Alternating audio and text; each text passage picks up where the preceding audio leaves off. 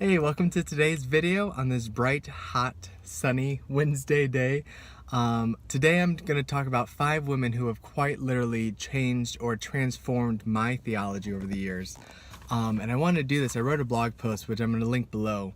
I wrote a blog post about this because I think when we think about the great theologians, the great pastors, we don't often think about the women who are in that role and who have had serious historical influences over the way we think and preach and explain things about God.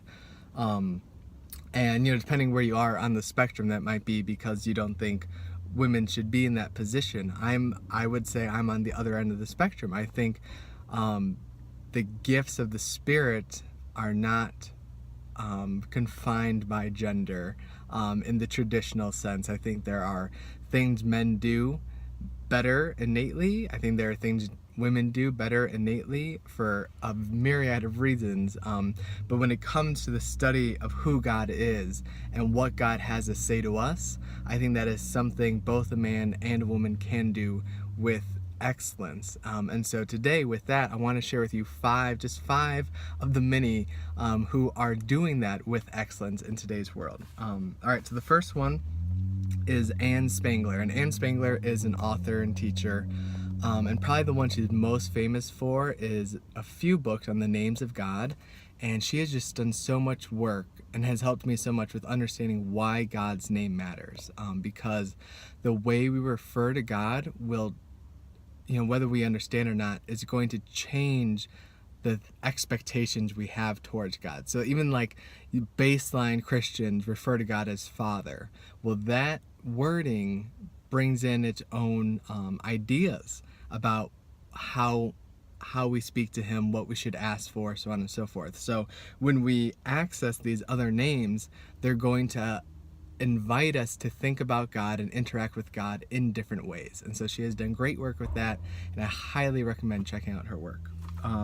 The next one would be Sarah Bessey. Now, Sarah Bessey is probably one of the top 3, top 5 most famous female theologians, just because she's very prolific on her blog and through her books. Probably the one that was my favorite was Jesus Feminist, was one of the books she wrote, and she's just so honest, so raw. She invites you into her faith and then makes you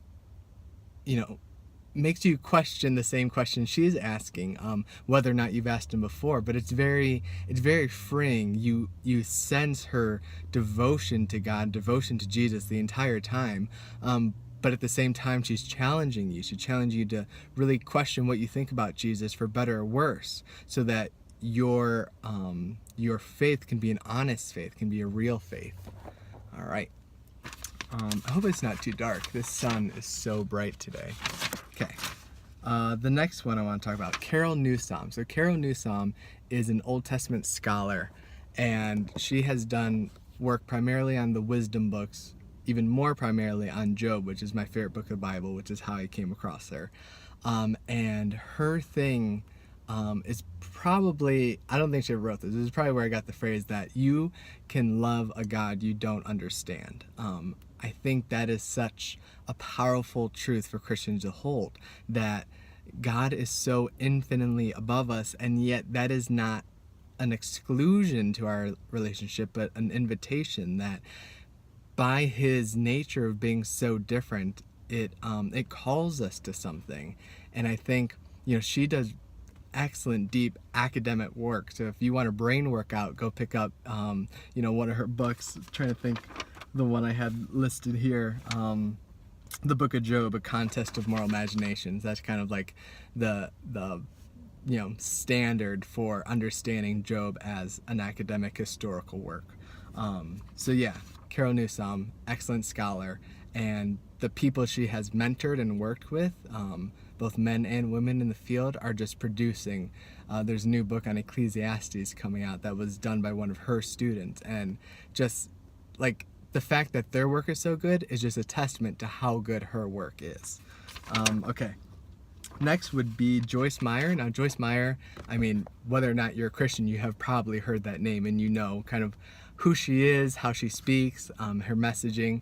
And she was probably my first female influence in theology besides my mom and my grandma, because her books were always in her house. I saw her live once or twice, and I have such an affinity for her. I know people on, the theological spectrum again. Some people like her, some people don't, but I think just as a pastor, as a theologian, someone who loves God and wants to share what she knows about God with others, I think she's excellent. I think she has so much to offer for the average everyday Christian, but also for the ones of us who can get tied up in book smarts, in academic theology, and bring it back to say, no, like at the end of the day, it's about having a relationship with this Jesus in everyday life. And this is how it plays out. And this is how all those very important ideas play out in your family, in your finances, in your so on and so forth.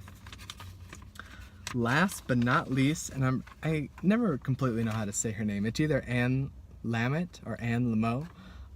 She is, a lot of people probably wouldn't call her a theologian because she does a lot of nonfiction writing, but more just generally nonfiction.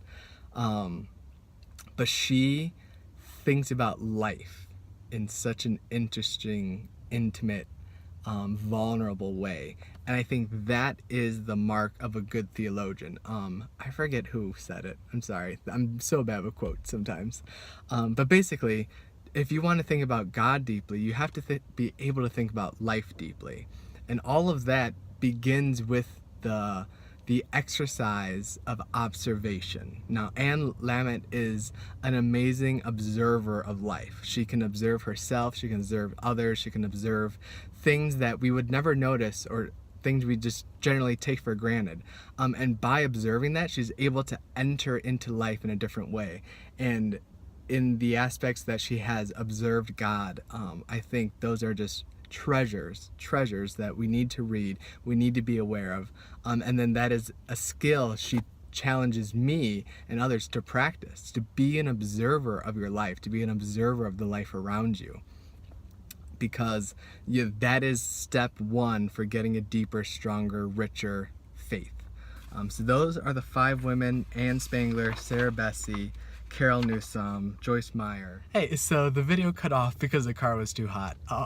So I'm just gonna end it, but if you wanna see 4 or 5 more women who are like excellent at theology and have influenced me, check out the blog post below. Make sure you subscribe.